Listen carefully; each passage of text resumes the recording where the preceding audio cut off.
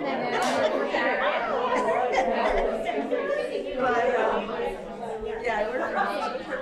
evening, everyone. Thank you for coming.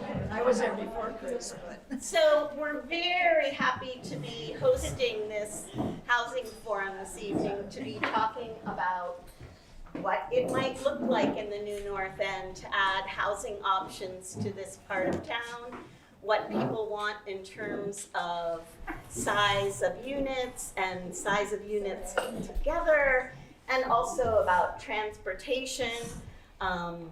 We know that that's a huge issue in our city and in Vermont in general, but even in Burlington. A couple of housekeeping issues. If you'd like water or seltzer, those are at the back of the room. And then restrooms are located down that hallway under the exit sign. The first restroom is designated as a men's room, and then through that brown fire door, there's another restroom designated as a women's room. There are stalls in both, so use what feels comfortable to you. I'm going to remind us all to put our phones on silent. And I'm going to turn it over to Kelly from AARP and Sarah from the Planning Department in the city of Burlington. Great. Thank you so much, Andrea, and thank you so much for hosting us this evening at Heineberg. It's a wonderful community senior center. I just want to say, if you can't hear, thank you. Yes. If you have any trouble hearing, because this microphone is not projecting, it's just feeding into the camera there, please just go like this for me to raise our voice, and that includes everybody who will be speaking this evening. So welcome. My name is Kelly. I work for AARP Vermont. I lead our livable community work. So my focus is on housing, transportation, public spaces, and community support services, all of which we believe are key ingredients to making a livable community so that older adults can thrive and remain independent in their community. So we have a great agenda for today. A really nice program. I'm going to share a little bit of survey information that we recently conducted here in Burlington, and I'm going to pass it off to my wonderful colleague, Sarah, who's going to provide an update on neighborhood code, as well as the work that's being done here in the New North End around the comprehensive plan. And then we'll be shifting over to our wonderful panel discussion, where you will hear from industry professionals, financiers, developers, and residents living in Burlington who have created age-friendly housing. And there'll be plenty of time for some Q&A, and then we will wrap up with some pizza, and then we will have some activities set up around the room, which I see some of you have already been checking out, and then we'll close up around 7:30. So that is our evening. Sorry, it's not our afternoon. So, and then if you could shift your eyes over here, and I'm sorry if hopefully everybody can see everything. We've got a couple of slides that will be displayed up here, and okay, great. Thank you, Andrea.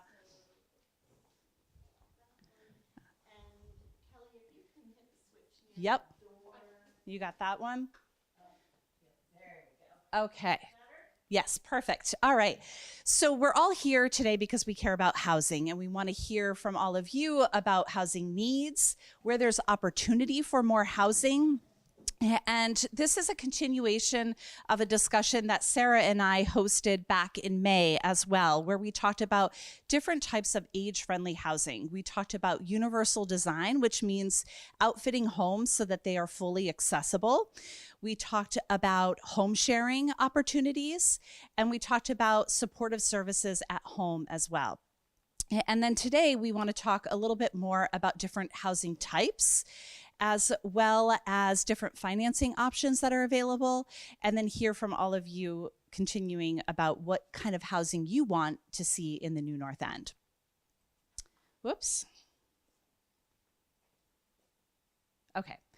Hopefully you can see this okay. I do have printouts of the graphs that I'm showing in case it's a little hard to see, because I'm having a little trouble seeing it from even my point here. But this past spring, AARP conducted a citywide survey in Burlington of those 45 and older and asked key questions around retirement, around affordability, housing, transportation needs. And what we heard from Burlingtonians is that there is a strong desire to be able to age in your community, stay where you are, but there are concerns around affordability. So primarily what we heard was that the rising cost of housing, maintaining your home is expensive, property taxes, utilities, and then future concerns around mobility. So being able to get to where you need to go to get the services and amenities that you desire based upon where you live right now. So those were the concerns that we heard. And then we also heard from folks that they would like to move or to downsize, but there aren't a lot of options available in the city because most people want to be able to stay in your neighborhood and or within the city at large. And so that what we're recognizing is that there's a real gap between what people need and what's available.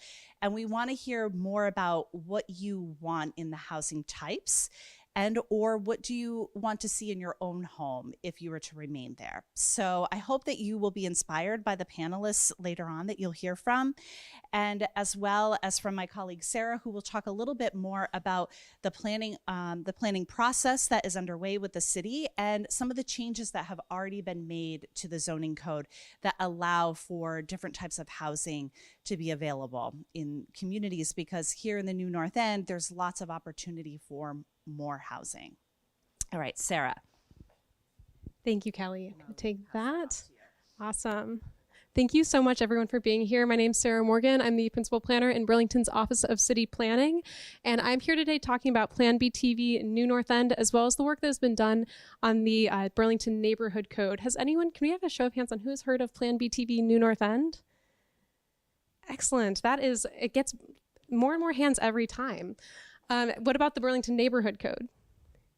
Excellent. Not as many, but I don't know how many of you are zoning fanatics like myself. But what we're looking at here, and it's a little bit hard to see, and one thing that I will say, everything that is available, everything that is around you in terms of these boards that's on these presentations is accessible at this QR code or the link at the bottom of these sheets of paper. There are more up here, but there should be some around your table. But following the kickoff of Plan BTV New North End in January, we are right now in the planning and urban design phase.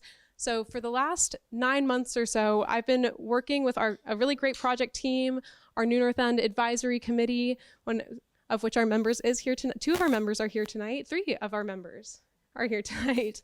And we are really excited to showcase some of the outcomes of the vision phase. So since January, we have been hearing from community members about what people are wanting to see, where they want to see it, and what they want to see more of. So in this process, we are working on refining these visionary ideas. And let's see. So what is Plan BTV New North End? So the goal of Plan BTV New North End is to establish the long-term vision of the neighborhood. One thing that I've been talking about here is growth is happening in Burlington. It's growing out of necessity. We are wanting to see more young families, folks who are wanting to stay here. We are wanting to see housing options for all of Burlington residents. And to make that happen, we need to grow with Burlington. So this planning effort is an opportunity for our neighborhoods to grow with that and kind of create some guidelines, almost some guardrails in a way of what that can look like in the future instead of the growth happening to the neighborhood, if that makes sense. So there have been 3 phases of this plan: the visioning phase, planning and urban design, and assembling the plan. So this is the past idea for the New North End from the 2019 comprehensive plan. There has not ever been a neighborhood plan for the New North End. And what this looks like is a lot of growth along North Avenue. There's certain areas identified for growth along North Ave. You see that Plattsburgh Avenue intersection, the area surrounding Ethan Allen Plaza, and other areas that we're wanting to see conservation efforts, and as well as that buffer around North Ave. So these were areas that were identified in 2019 and that we have also taken into account into our process. So the project framework, what we are intending to look at with this plan is that identity of the new North End, transportation and mobility options, striking that balance between growth and green space, and identifying certain areas for growth to occur. And with our visioning phase and with our PAC members and a ton of residents and a lot of dots posted on beach bites and different events, we have 6 different guiding principles related to fostering a strong and inclusive sense of community, expanding housing choice and affordability, creating a safer, more connected transportation network, strengthening neighborhood centers and creating more walkable mixed-use area, protecting and enhancing natural spaces, and prioritizing sustainability and green infrastructure. So what we heard during that first 6-month stretch is and I'm sorry about the quality of the map, it's a little bit hard to see, but what people have been loving, these little highlighter yellow blobs, being that access to nature and the environmental priorities, as well as these blue dots, and this is all online, the dotted lines being shared use paths that make it easy to get around the new North End. Due to the time period that the new North End was primarily developed, there weren't a lot of grid patterns, easy ways to kind of get around the neighborhood and across different street boundaries. So people have been really loving the paths. What we heard about safety and connectivity, there are certain intersections, especially those that are crossing North Ave at Plattsburgh, Staniford, I believe the Heimberg intersection as well, that are not really quite aligned in a way that makes it conducive for easy crossing. And how can this plan address those more dangerous intersections that have been identified across plans throughout the last decade?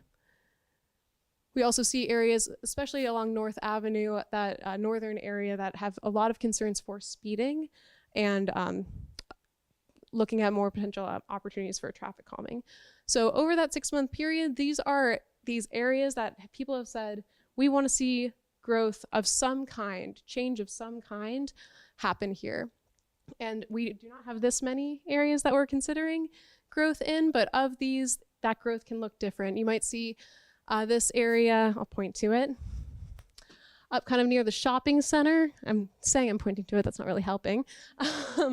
That shopping center area, growth might happen there that looks different in a way that might be where you see that L along Staniford, that more residential street. What we've heard is more maybe greenway oriented design, maybe a neighborhood coffee shop or something off of the bike path, things like that. So when you see this type of information, not every growth area would receive that equal treatment. But in these areas, people want to see more mixed use and walkability, community spaces, and diverse housing options. We are hearing a lot about the community spaces and the need for more indoor recreation facilities, ones that are maybe an indoor pool during the winter months. Other places for people to kind of hang out during the winter months especially, and socialize and gather. So that highlights, just high level, I wanted to spend as much time as we can for the panel on the new North End, but what you'll see around you is the outcomes of that visioning phase and what we've been presenting since our kickoff of phase 2 on July 23rd. I do typically, at that workshop, I had 19 boards with me and didn't carry all those today, but excited to show you what we do have. We have, I think, about 5 different focus areas that we have worked with our consultant team and different property owners to kind of envision a 20 to 25 year idea of what this could look like. These areas were identified based on a pretty thorough infill analysis, as well as community feedback and that identification of where people want us to explore. So of those, I highly recommend checking these 3 out, as well as the ones online. Like I said, these are vision ideas, and these are not development plans. These are just, how can we look at this in a different way?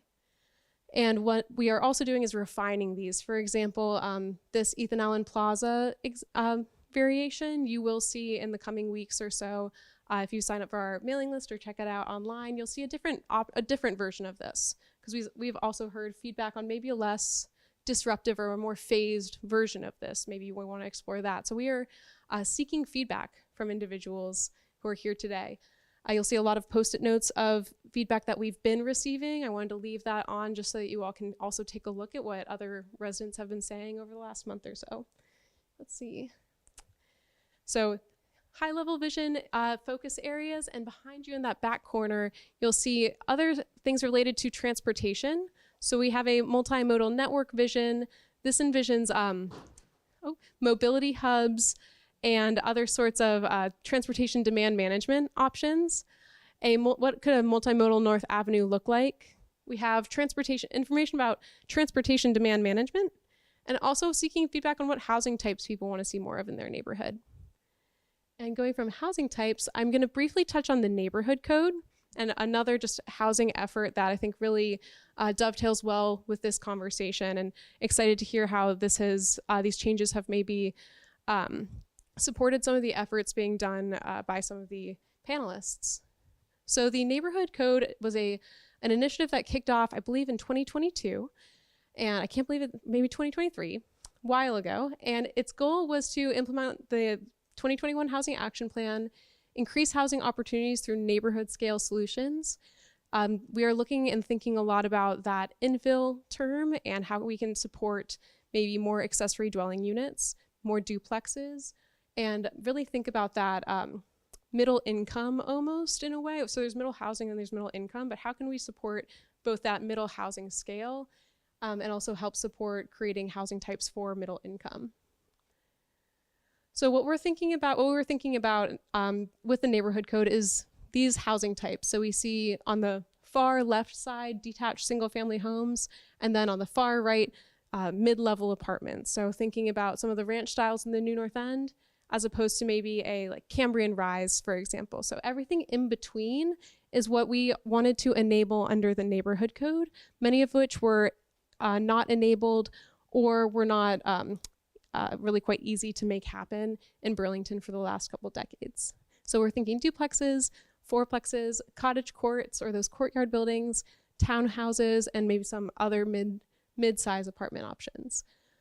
The past standards that were done prior to the neighborhood code, you could see where duplexes in this pink were not allowed, and under the neighborhood code where duplexes would be feasible. The reasons they were not allowed was just because of that minimum lot size and the variation across lot sizes in Burlington. So again, previously, what our past zoning districts allowed for, and what the neighborhood code was all about for enabling these in our residential neighborhoods, and really thinking about, instead of thinking that number of units per building, it's thinking about the form and the massing and the scale of that building. So though a certain number of units may be technically allowed on some lots, it does also depend on a lot of different lot variations, which the panelists know a lot about. All right, so more about the neighborhood code, really just aiming at creating those new homes, different types of homes, and wanting to support individuals who are interested in building some of these homes. We have made it smoother to create accessory dwelling units and considering them as more of a secondary structure, and thinking about how we can be adding homes within our existing neighborhoods. We have worked really closely with AARP on thinking about age-friendly living and wanting people to stay in their own communities. And I've heard several stories about just how difficult it is once you have to make that decision to downsize, where you can downsize to, and how far often you might have to travel to your doctor, to your community, and wanting to do everything we can to enable that. Enable more housing options within existing neighborhoods. Great, so this is just some more about what we've done with this. Our most recent push with the Neighborhood Code Part 2B, was all about creating the pocket neighborhoods, which are more of those cottage courts, as well as row houses, and thinking a little bit more about planned unit development standards and making those a little bit more flexible. Previously in our ordinance, it had been pretty strict when it comes to what is and is not allowed, where and how, and we've just wanted to create some more flexibility. So we're hoping from this to see a lot more a lot more units across, not a lot more, we're likely seeing about 10 to 15 permitted per year with the neighborhood code spread out across the city. This is not a silver bullet. The neighborhood code is not a silver bullet for housing, but we are excited to see different types. We're seeing some approvals as far as north as just over Shore Road, seeing a couple in the new North End. We've got some pending all over. So excited to see how this happens over the coming years and see what that implementation looks like. Great. All right. Awesome. Thanks. Thank you, Sarah. All right, so we're going to turn on the lights because we're done with the slides now, and we're going to transition to our panel discussion, and I'm going to pass it off to Jess Savage, who is a resident here in the New North End and is part of the PAC as well, and she'll be moderating the panel, and we'll have time for Q&A as well. All right, so thank you so much, Jess. Thanks, Kelly, and thanks, Sarah, and thanks to everybody who showed up tonight. It's so nice to see so many neighbors here.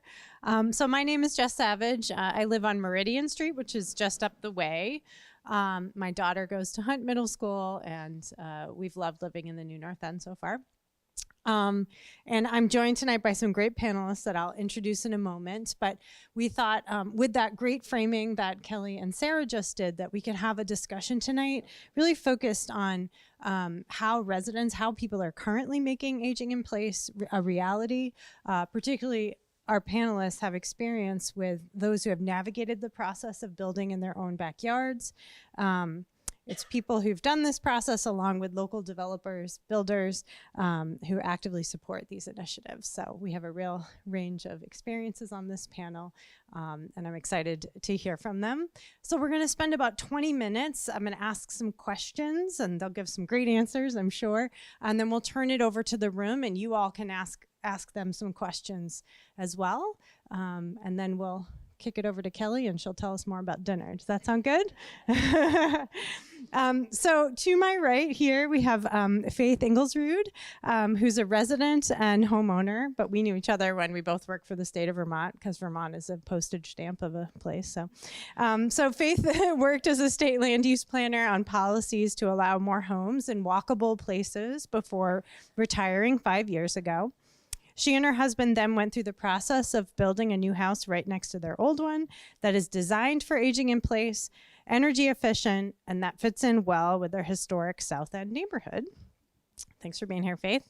And to her right, we have Missa, oh man, I can do it, Aloisi.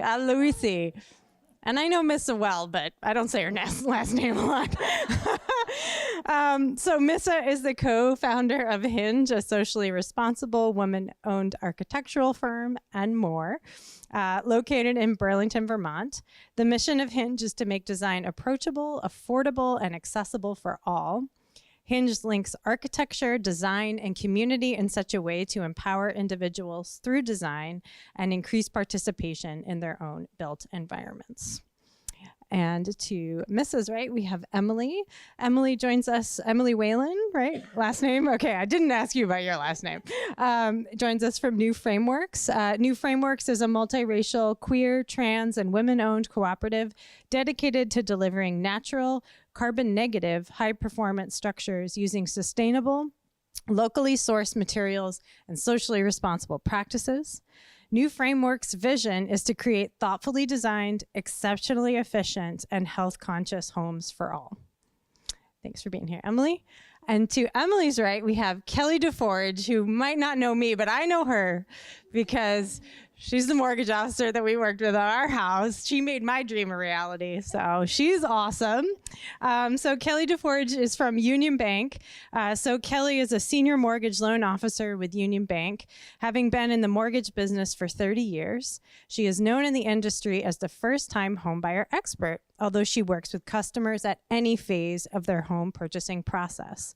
Well-educated in conventional, VA, the FHA, rural development, and VHFA financing, Kelly also handles construction loans for purchases or refinancing situations. Currently president of Howard Center's Board of Trustees and chairs the organization's Family Advisory Committee. She also spends time on a regular basis as a lender trainer at the Champlain Housing Trust homebuyer seminars and other homebuyer seminars in our area. So, thank you for being here. All of you. I'm really excited to hear about your experiences. So, digging right in, I'd love to hear, could you please each tell us about an age-friendly housing project that you've worked on, especially since the new zoning changes that Sarah just talked about have been made, and share what went well. Specifically, what were the components that helped move that process forward? So I'm going to start with Missa, and then we'll go down and come back to Faith. Does that sound good? Just let me know if I'm not speaking loud enough. I'm wearing a mask, just getting over a cold and don't want anybody to get a cold. So the zoning has just taken place not too long ago. So I don't really have any projects that are completed, but some that are in the works. And the way I've seen the most popular age in place that I've seen in my last 12 years in business is when a retired couple builds a ADU on their children's lot.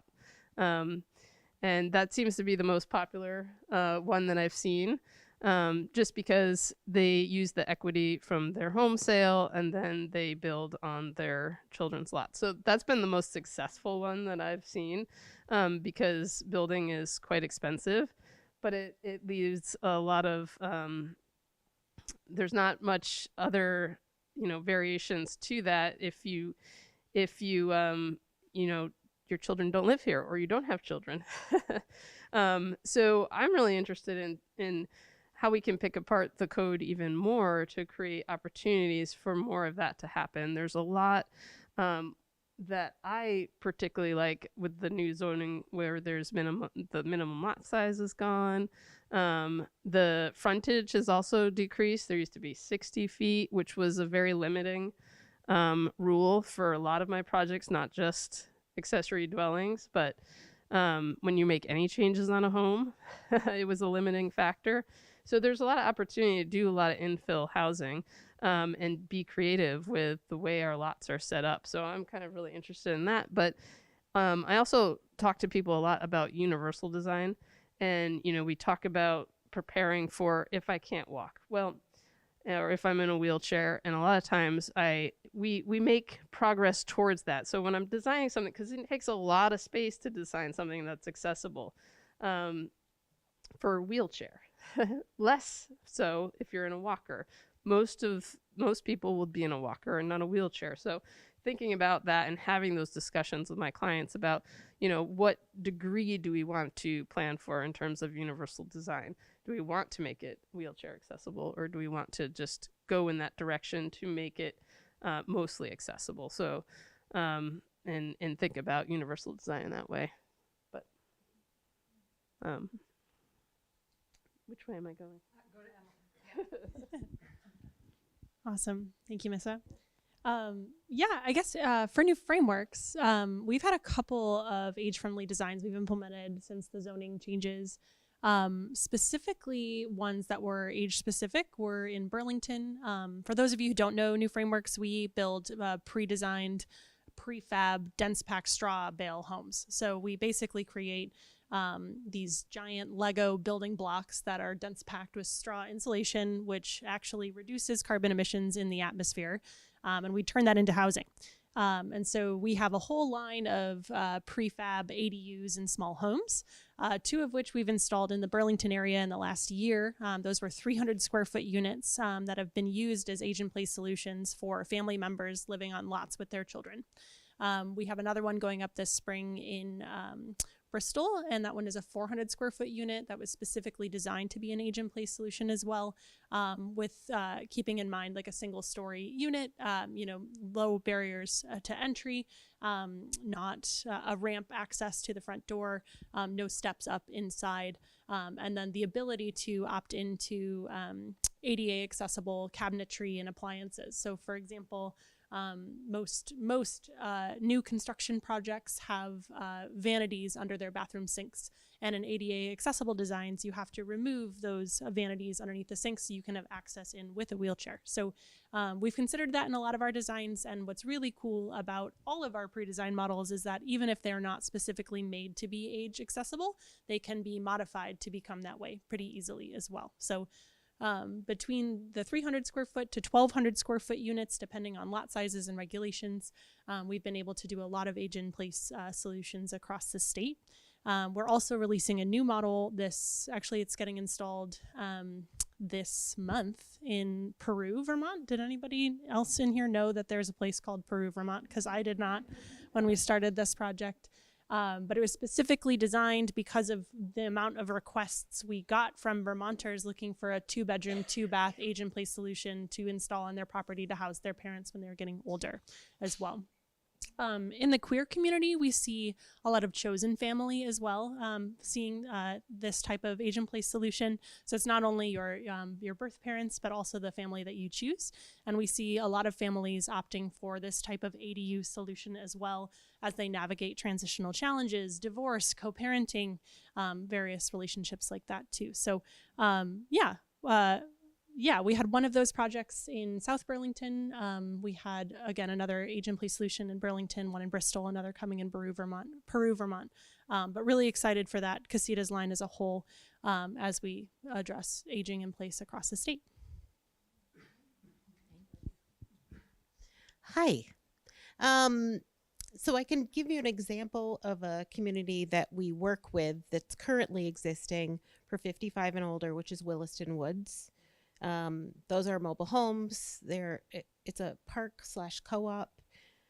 It's a struggle to finance. Union Bank is one of the few lenders that will actually finance in there. Those properties are certainly not accessible. They certainly don't adhere to if you're on a walker or a wheelchair, any of that, but they're affordable for folks. So that's something that we have participated in. There's been many conversations over the years about ADUs, and more important conversations I have is people going, okay, so we're ready to sell this house. We're ready to move. How do we do that? We need the cash to put the ADU in our son's backyard or next to our best friend, or the ADU itself may be a challenge to finance, but it's a matter of taking that equity and how we have them have that equity in hand to do what they want to do. So we talk about potentially a home equity loan or a home equity line of credit while they still live in their home to use to buy what they need to get settled, then sell their home and all of that. And we talk too about if they just sell their home and take that cash to do what they need to do.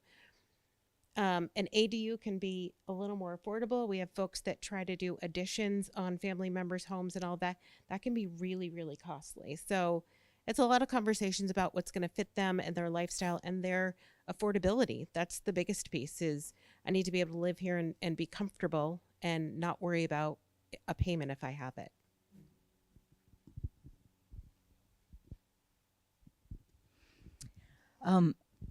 My story really starts about 9 years ago when I was living out in Underhill and working with Kelly on walkable communities and talking about walkability all the time. And here I was living in a place where I couldn't go anywhere without a car. And so finally the cognitive dissonance just drove me nuts. And I got my husband to move with me, but we, it was really hard to find a place in Burlington, and this was where he wanted to live. So, but we found a place finally. We had to stretch our budget, but he hated the kitchen, and I really wanted a porch. So we did a renovation, and Misa helped us make a beautiful renovation. But of course, everything cost more than we hoped it would. And so we started thinking about, well, what are alternatives? What can we do with this property?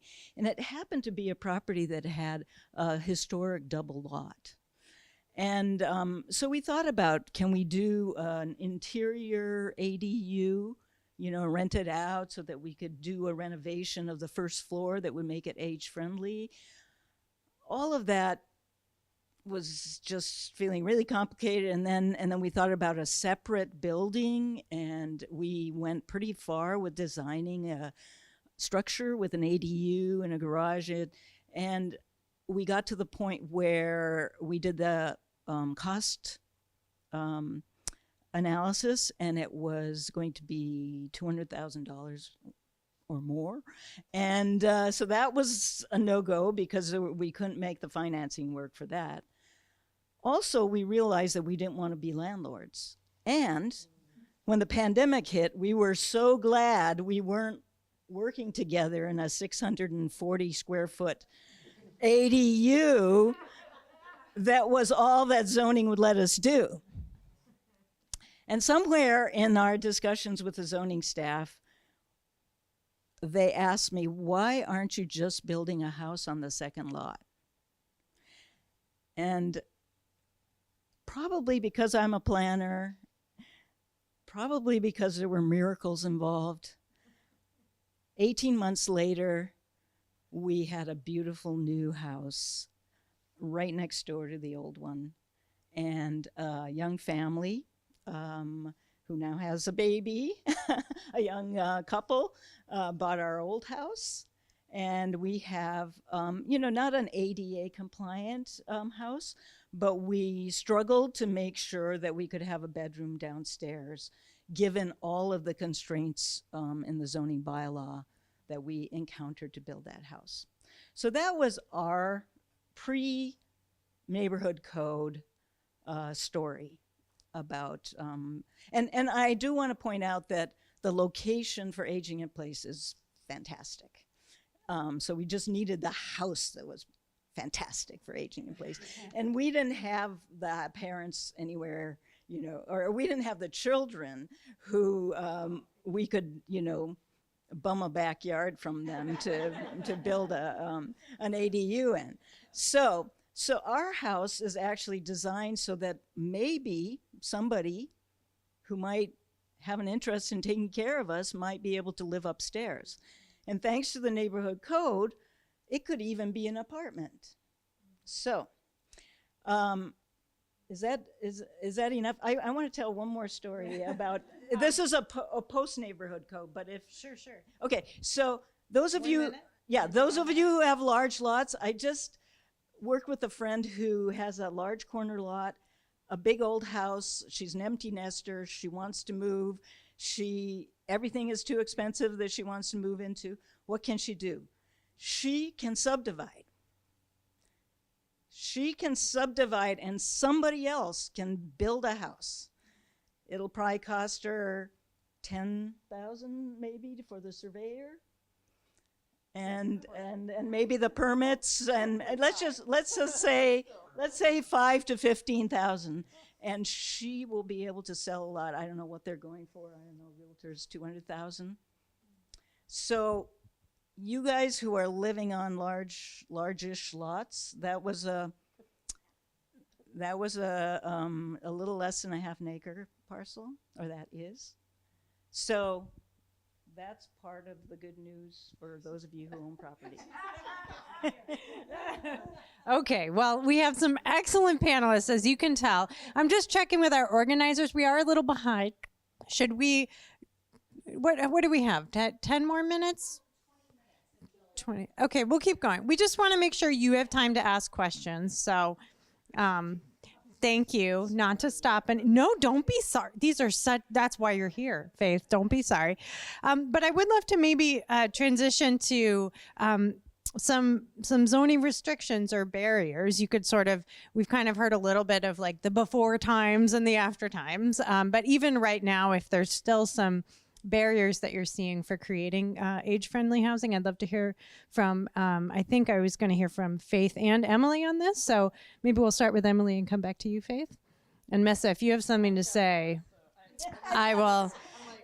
Yeah, we'll think about you getting the mic too. I'm just teasing. But Emily, would you tell us more? Yeah.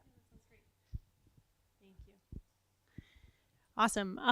Well, I'd like to start with just the fact that some of the zoning requirements that have been passed in the last few years have been incredible to us, being able to implement more projects in this area and infill more housing in the new North End. So just want to say thank you to all of you for doing that.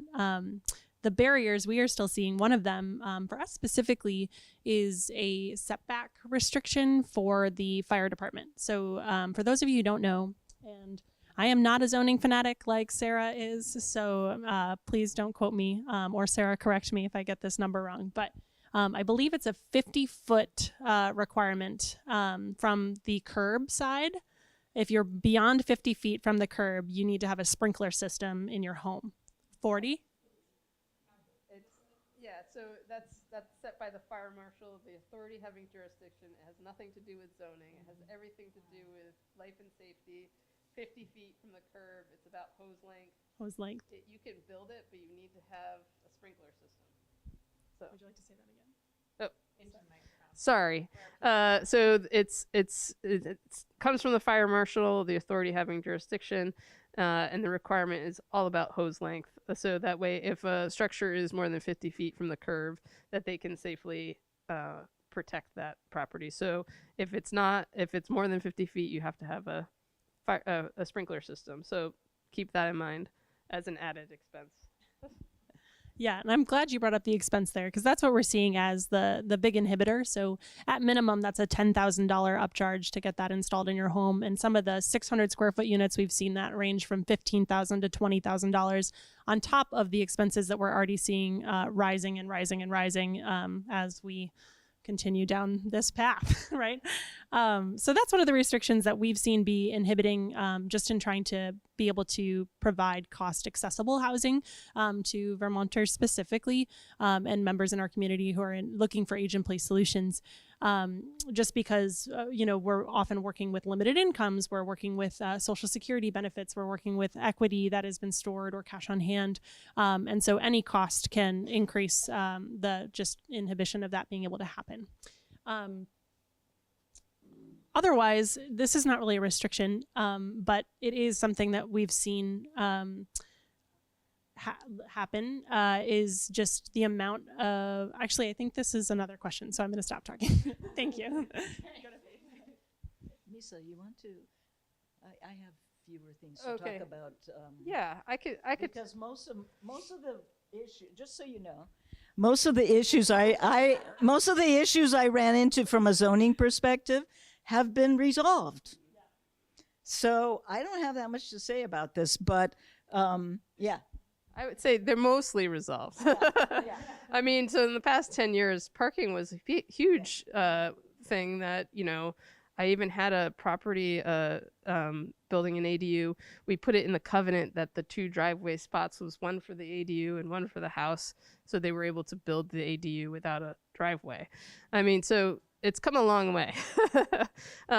But some of the things I'm still seeing is you have these grand lots and then, you want to maximize the yard space for each individual property. And we can't push up against that rear property line. We've gotten a little bit better with the setback. So not so much in your neighborhood, but in the residential medium and high density. So the old north end and the south end, it's 15 feet from the back now.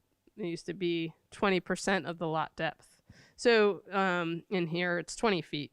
So those kinds of things, you can go past that setback, but then you're limited in height. So it's great for one level structures. So great for aging in place.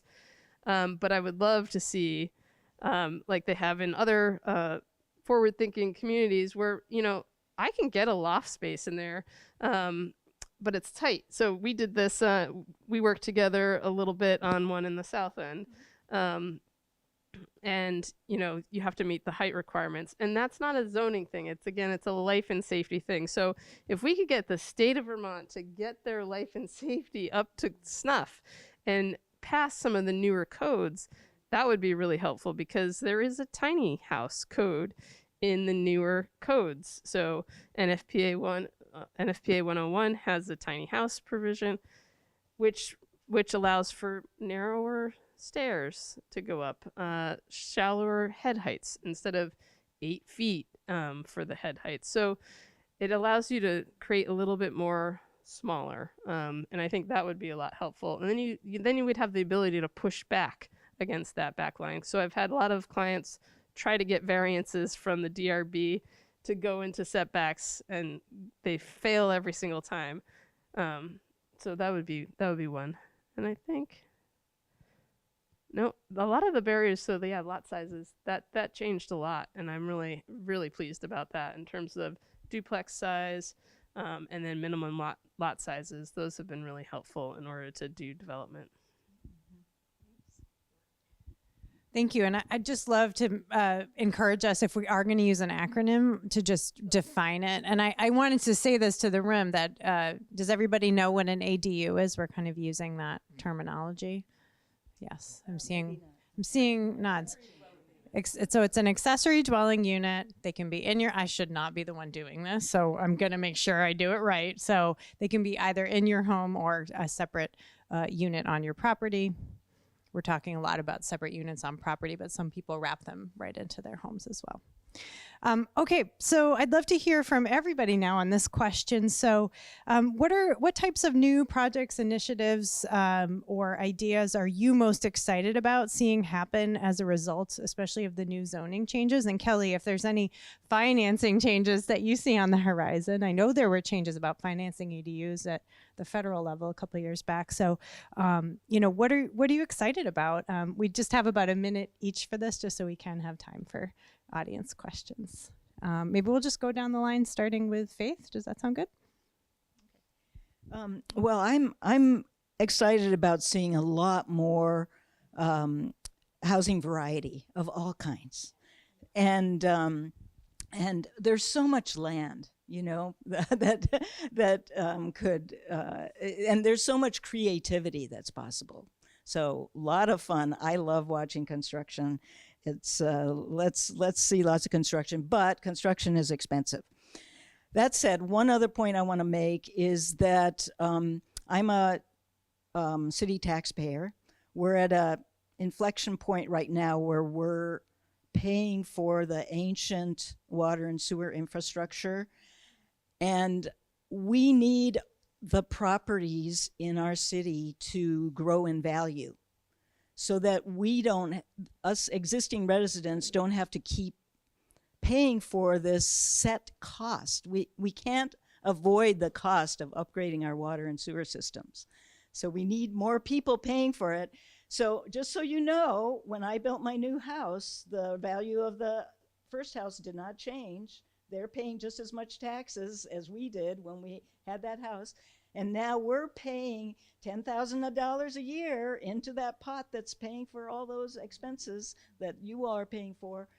If more people would use their second lots and get a house built on them, we could lower that cost that everybody has been saying, that the cost of the property taxes. That's the only way we can lower them.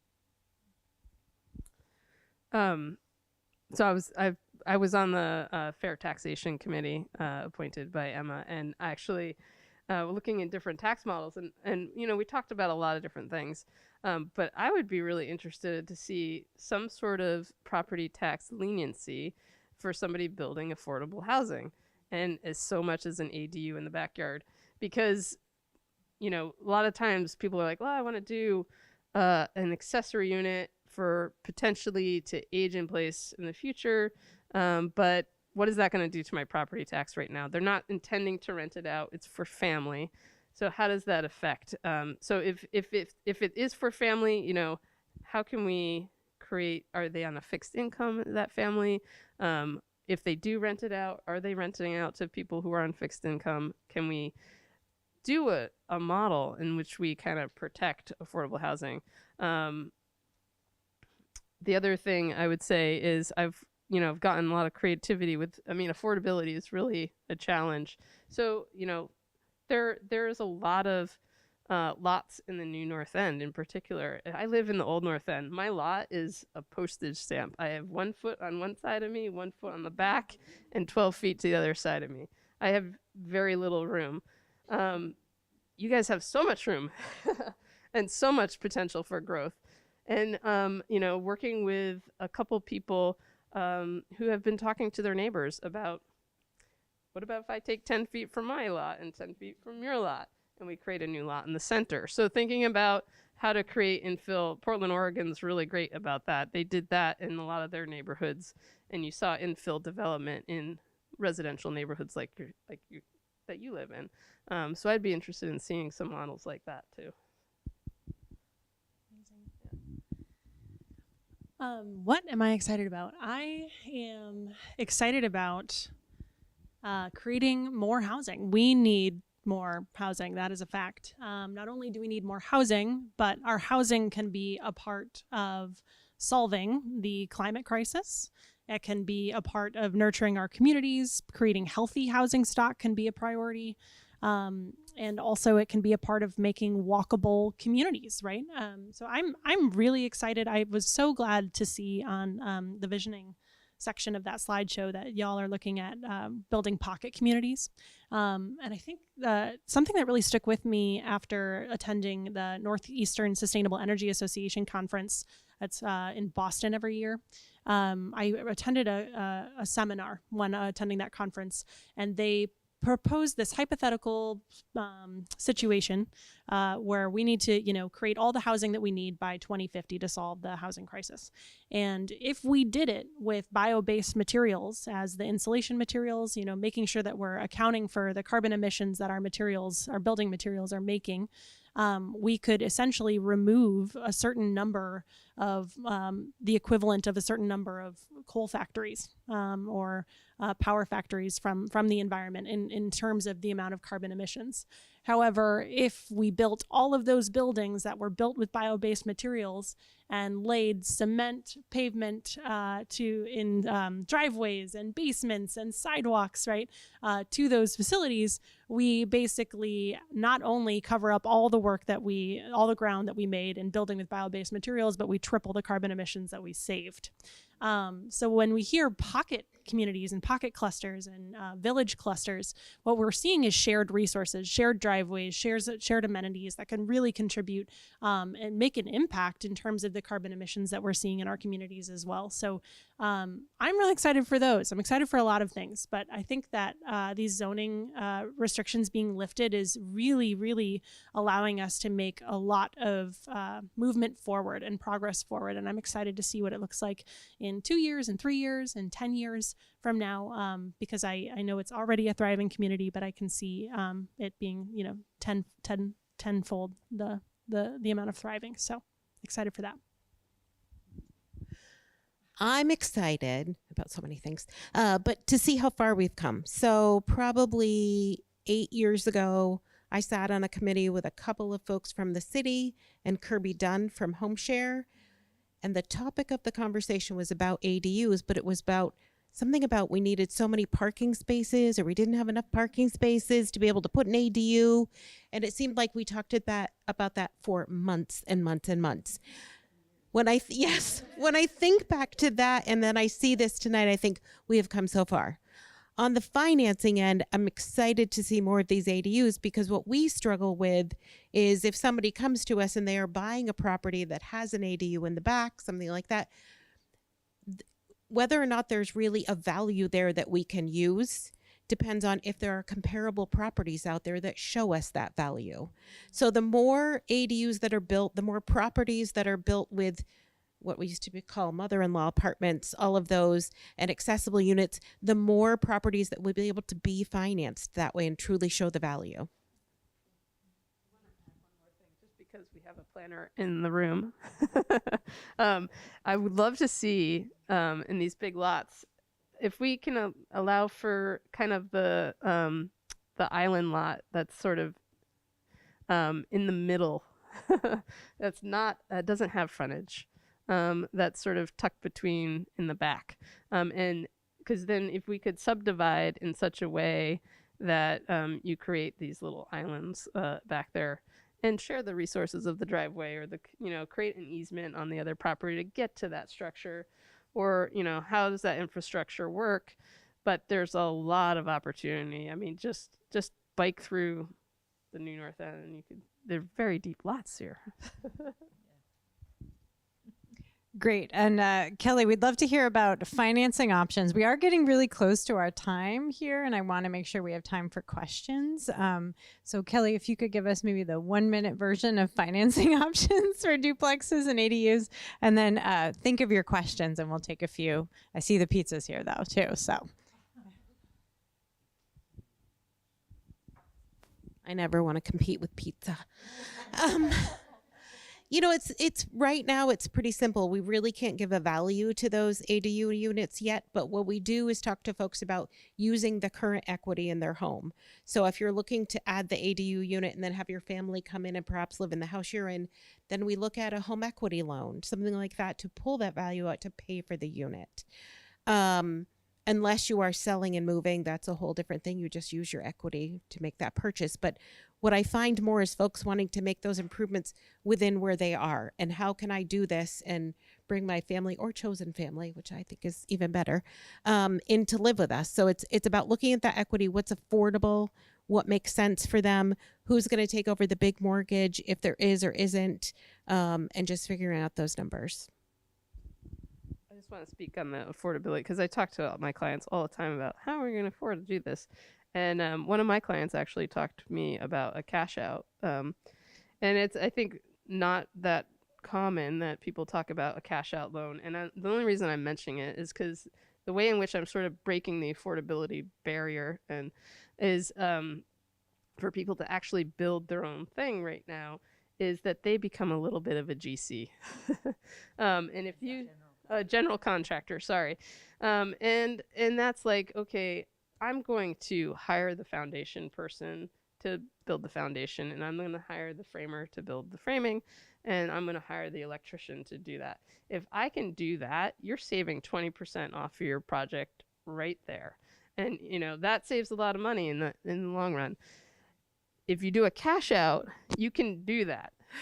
So if you're doing home equity, the bank has a requirement of like, you have to have the trim done. You have to have 2 coats of paint. Construction, sorry. This is good clarity. So, but there's requirements attached to that loan. Whereas if you do a cash out on the equity in your home, you can take up to 80% of the value of your home. You kind of refinance it kind of resets the clock. I did it for my own addition to my house. It was the way I could afford my addition. But it allows you to take that money, and if you wanted to take a trip with that money, you could take a trip with that money. There's no. No. So you can do a home. So you can do a home equity loan, which is on its own, and it's either a loan, which is fixed rate, fixed payment, fixed term, up to 15 years typically, or a home equity line of credit, which nobody's really crazy about right now because that's attached to Wall Street Prime and it's adjustable every month. You can do a cash out refinance is what you're talking about, which is an actual loan that you can stretch out to 30 years. So that's one of the pluses.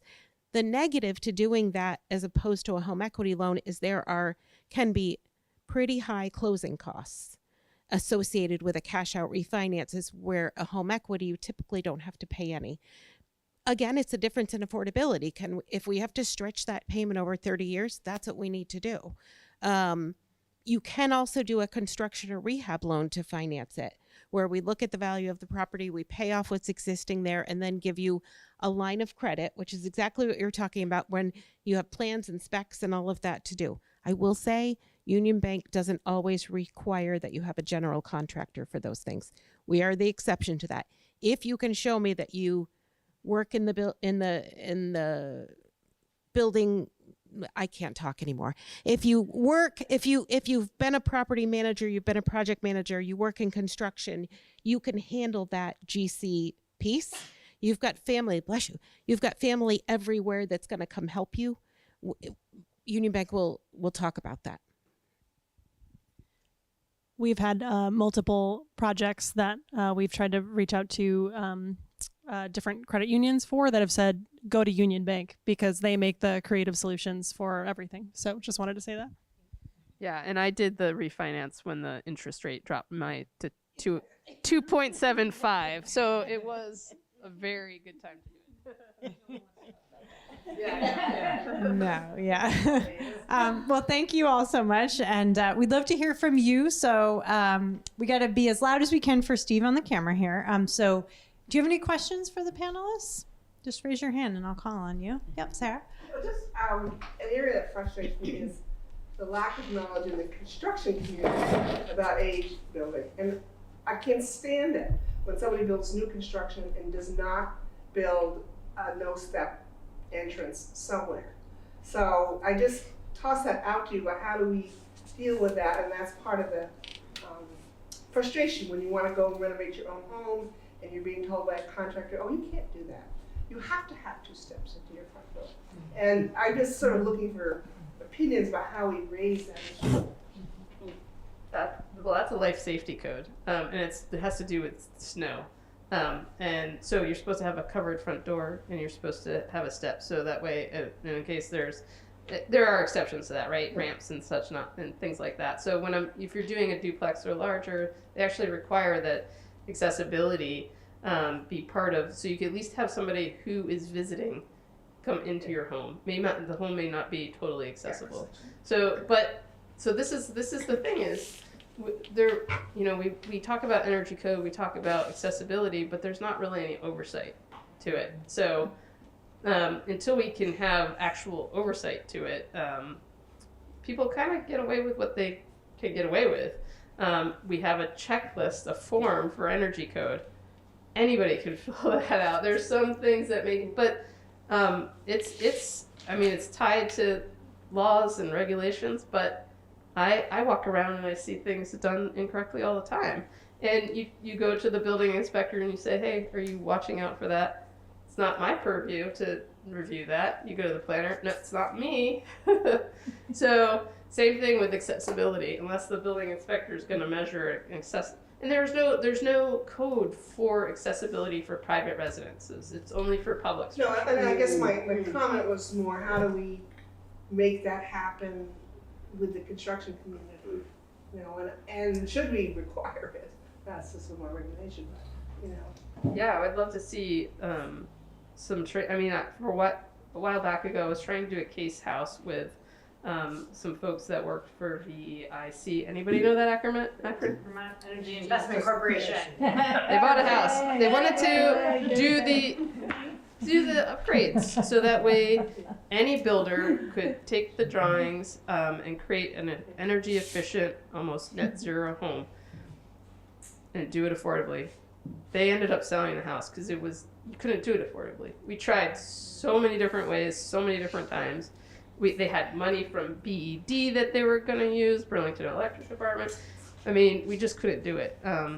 So I spec out wall construction all the time. This is what the wall looks like. The builder will build it the way they want to build it. It doesn't matter. And I've just kind of let go of that fight. You're in the other end of it and take on specifically, you do the build. So we could have a long discussion about that. Yeah, but Emily, do you have any thoughts? I have a lot of thoughts. I will share a few. Part of the term new frameworks is coming from trying to create a new framework for the construction industry, right? It's changing industry standards. It's listening to what people need and want and putting that into a housing solution. And so I think, Missa touched on this too, right? The builder, a lot of times, will do what the builder wants. And so a lot of what we have tried to do at New Frameworks has been listening to what we have heard from people for the past 2 decades of being a custom home builder, putting that into a prefab home, and then selling that at scale and reducing the cost of it by economies of scale. So spreading out the custom design fee across hundreds of customers who are purchasing the same product. And we, like many prefab companies, also try to disincentivize change to those models because our process revolves around repetition of the same model. It's how we're able to keep a cost accessible price on those models. But we do still allow for people to make customizations because we do understand that every person, every site is unique and everybody has a different need. And so I think it's finding trusted builders who you trust and who know that they have your back and they have your feet for the walking into the home. But yeah, I think it is really just beyond changing the construction industry to meet that need with regulations. A lot of it is just really leaning into community to find trade partners that you trust to listen to those needs and take them seriously. And it's hard when we have a labor shortage. Yes. Yeah, how about another question over here? Yep, Julie. Yeah, I'm curious about stormwater and managing the increased pervious impervious surfaces with increase in infill. And just really, I know there was really strict laws a while ago when I first looked into putting an addition on, and I kind of backed off on that, and that was like 20 years ago. So I don't even know where we sit right now, and then how are we going to manage stormwater with all this work? And flooding, I'll just add the word flooding. Yeah. Flooding. Yeah. Flooding. More than snow, flooding. Sarah can Yes. help us with this one a little bit. So she's going to come up here. Yeah.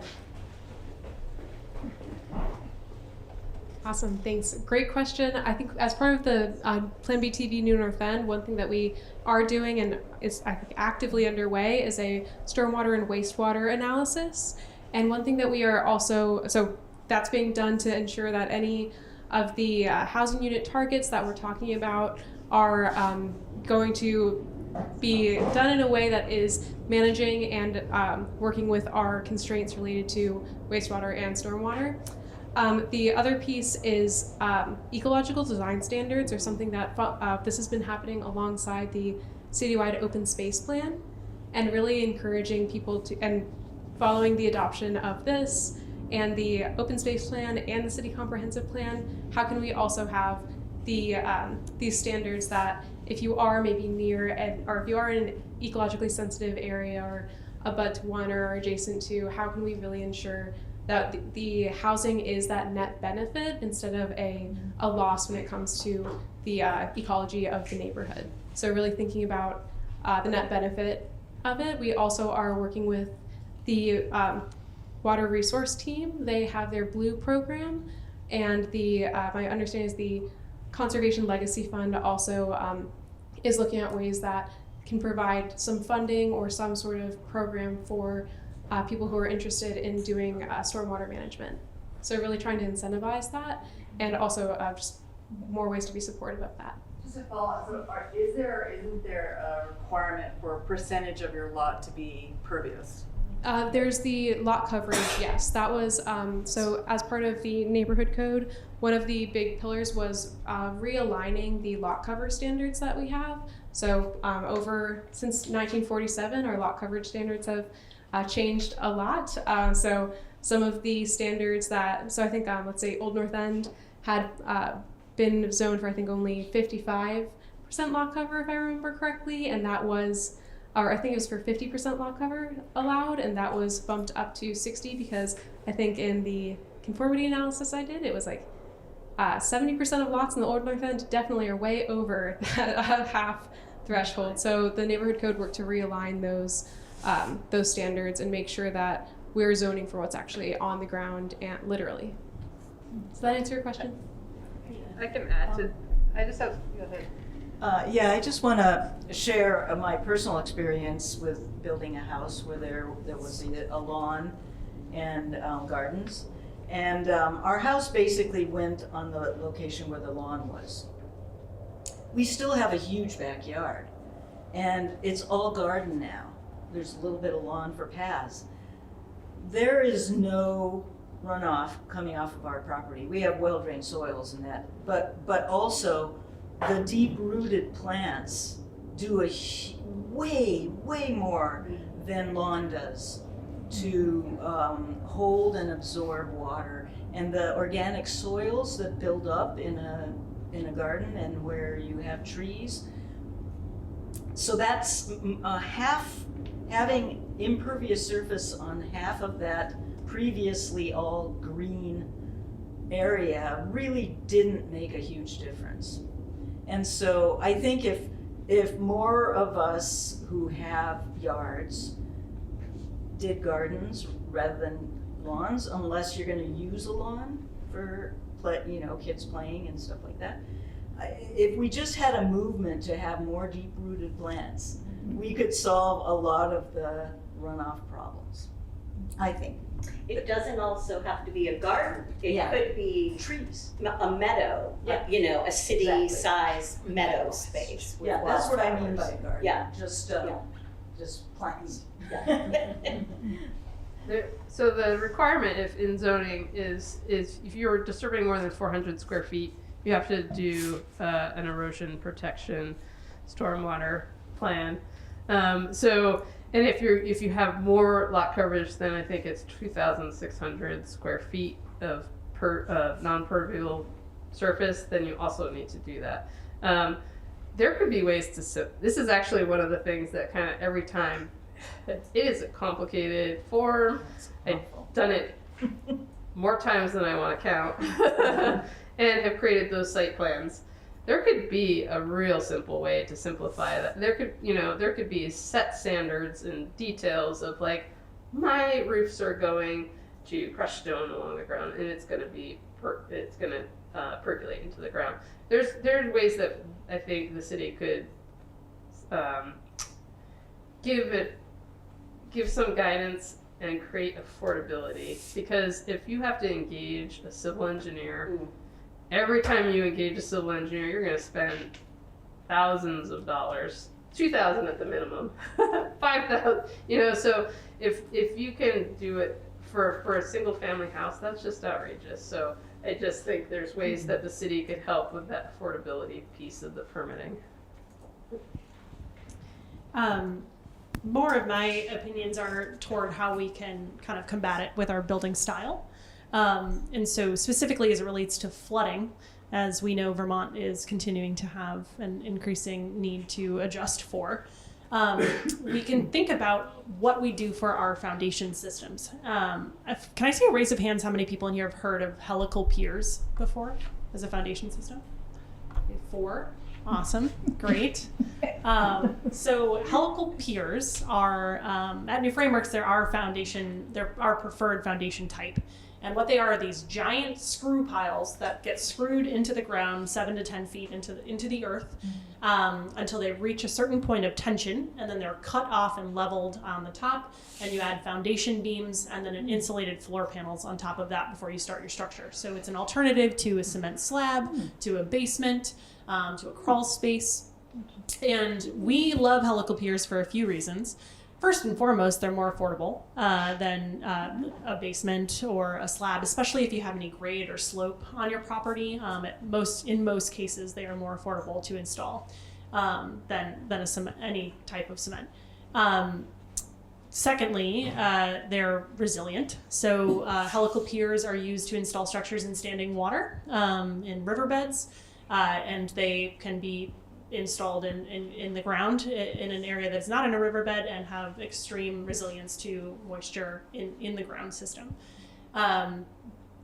Thirdly, they raise your structure off the ground. So if your neighborhood floods 1 foot, 6 inches, 1 foot, 18 inches, in most cases your house is untouched from that. Again, we've seen flooding go way beyond that. So in the case of a changing climate where we're flooding 10 feet, I don't think anybody's safe with any type of foundation system, but it does provide a little bit more safety and protection, being a little bit off the ground in that way as well. And lastly, the carbon footprint. Cement is one of the, like I said, largest carbon emitters in the construction industry. It makes up almost 40% of carbon emissions in construction. So we try to avoid it wherever possible. So helical piers have a fraction of that impact. So they're really good all around. And the building code used to not allow it if there was plumbing, because they needed a foundation underneath it. They now allow it so you can protect the plumbing. Yay. But make sure you're protecting from moisture in the ground. Yes. Excellent. Well, I'm getting the signal to wrap it up and head towards dinner. Thank you all so much. I think you're sticking around-ish for dinner, some of them. And if you have more questions, feel free to ask them, and I'll hand it to Kelly. Excellent. Well, let's give a round of applause for our moderator and our panelists. Thank you so much for sharing your expertise and your time with all of us. I learned a lot. It was really fascinating. And hopefully we can get, if you do have questions, you can grab a panelist afterwards to get to them. We do have pizza, and we have fruit, and we have some dessert back there. So we'd like everybody to form a line in the back, and we'll get dinner going. And then as you see the posters up around the room, Sarah has some direction for those. So after you eat, if you could provide some input on those before you leave, that would be fantastic. Awesome. Yes, what we have around the room is that we have in the blue over there, that is our transportation, some of the transportation vision for Plan BTV New North End.